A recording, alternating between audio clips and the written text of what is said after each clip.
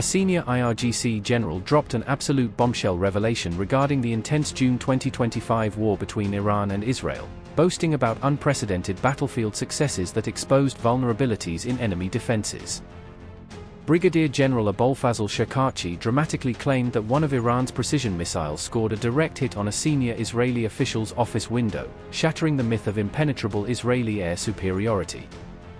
The official spokesman for the IRGC revealed intricate details about the pinpoint accuracy and effectiveness of the revolutionary Fattah hypersonic missile during the high-stakes confrontation. On December 23, Shekarchi boldly proclaimed that Iran's domestically produced weaponry decisively outdid even the most expensive and technologically advanced Western defense systems deployed against them.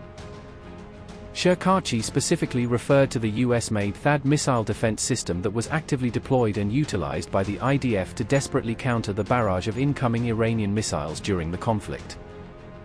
The United States proudly calls THAAD an impenetrable shield against ballistic threats, equipped with interceptor missiles that each cost between $10 and $12 million to produce and deploy in combat. Brigadier General Abolfazl Shekarchi said, and I quote, "Fattah missiles, produced at a fraction of the cost of a THAAD missile, successfully bypassed the world's most advanced defense systems." Unquote. Shekarchi added emphatically how Iran's devastating strikes were far from blind random attacks but instead hit predetermined high-value coordinates with surgical precision that caught adversaries off guard. General Shekarchi also detailed a massive intelligence victory where Iranian forces completely busted and dismantled an alleged extensive espionage network infiltrating the country.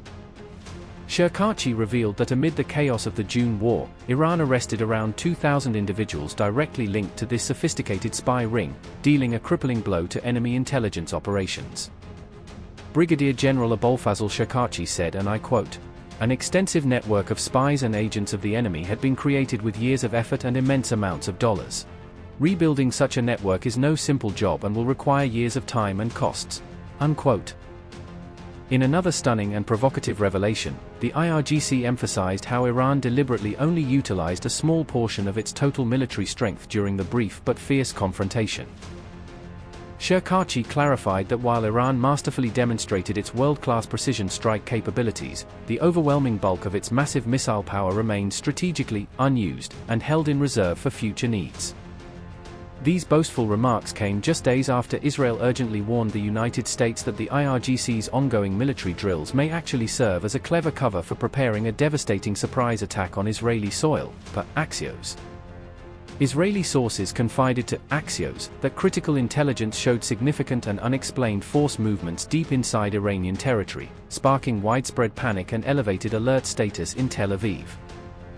As this ominous threat continues to build across the region, Iran is methodically ramping up its weapons production lines in preparation for the very real possibility of another devastating war breaking out.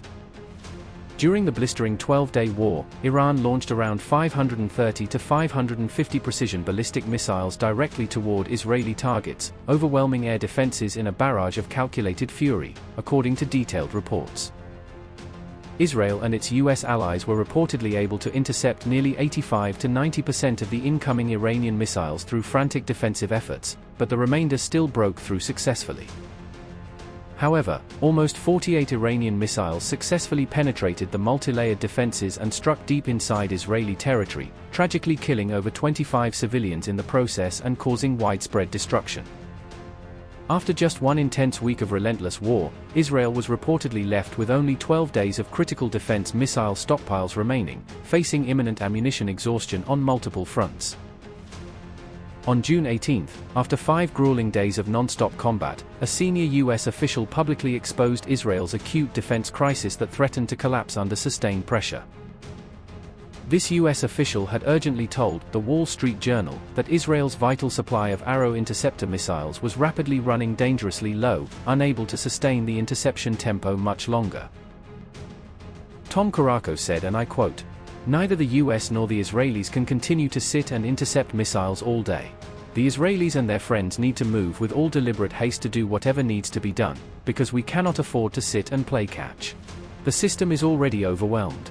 Soon, they may have to choose which missiles to intercept." Unquote.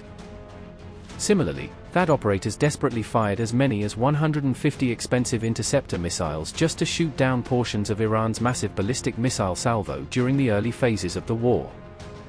This frantic expenditure shockingly accounted for a full quarter of all THAAD interceptors the Pentagon had ever purchased and stockpiled up to that point, depleting reserves at an unsustainable rate.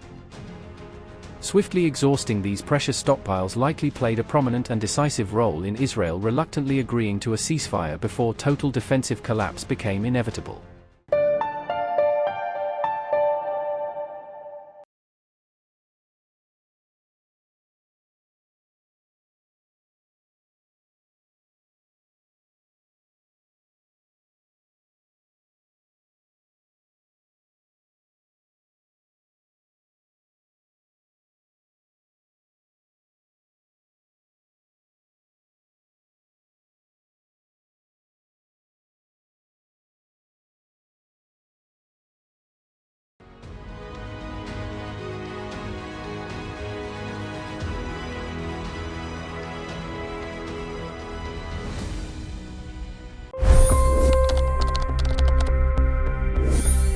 $25 crore गरीब गरीबी को परास्त करके बाहर निकले।